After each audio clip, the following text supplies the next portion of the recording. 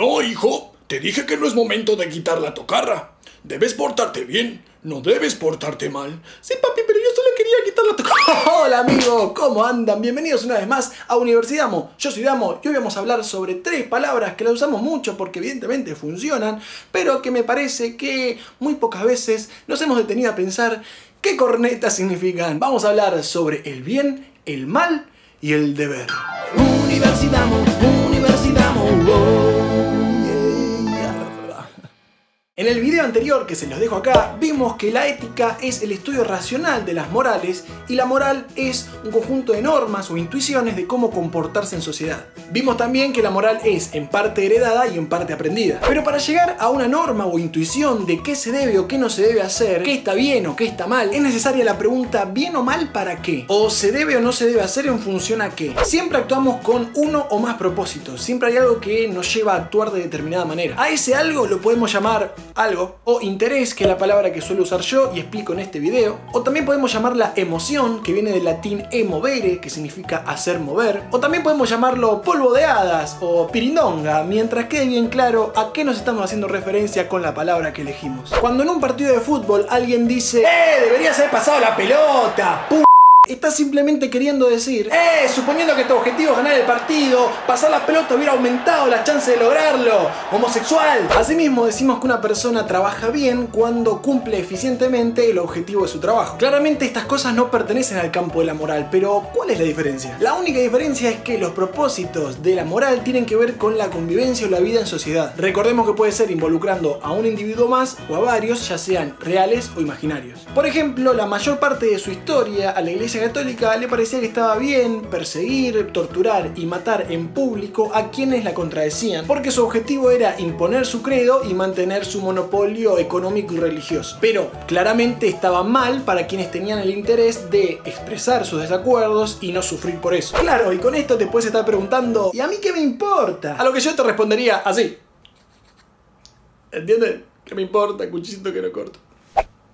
Su importancia radica en que, sabiendo esto, es mucho más fácil ponernos de acuerdo sobre cuán bien o cuán mal está determinada acción, que siempre va a ser en función a un propósito. Así podemos evitar o acortar esas eternas discusiones de, por ejemplo, comer animales está mal. No, está bien. No, está mal. No, está mal. A ver, ¿por qué está bien? Porque sí, ¿por qué está mal? No, está mal. No, está mal. El aborto está mal. El aborto está bien. Porque sí, está mal.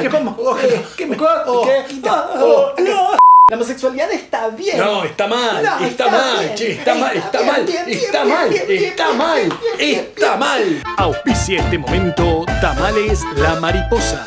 Esto quiere decir que una vez identificados los propósitos no hay nada más que hacer, que todas las morales son iguales de válidas. Sí y no, más bien no y sí. Las morales pueden ser menos o más coherentes, arbitrarias, inclusivas, ajustadas a la realidad, etc. Pero puede que igualmente esto te importe 3 pepinos, por mucho que yo intente convencerte de que te debería importar. Ese debería, como siempre, responde a un interés mío, a un propósito por el cual yo quiero persuadirte. Como la moral siempre cumplió la función de determinar conductas, las que yo tengo con los demás y las que los demás tienen entre ellos y conmigo, es en gran parte un intento de persuadir y que me persuadan. Existen varios mecanismos de persuasión. Algunos están absolutamente a nuestro alcance y depende de cada uno individualmente. Por ejemplo, la apelación a la emoción, sobre todo al miedo o la empatía, puede modificar morales y conductas. Adquirir o brindar información puede quitar, modificar o agregar premisas, ya sean verdaderas o falsas, al juicio moral propio y de los demás. Puedo, por ejemplo, informarme o informar a otros sobre las leyes, sobre lo que dice un texto religioso, sobre algo de biología, por ejemplo, cómo sufren también los demás animales, sobre incoherencias en la moral, sobre lógica y sobre etcétera. Y otros mecanismos ya son más sociales, tienen más que ver con la suma de nuestras acciones individuales y la relación entre ellas.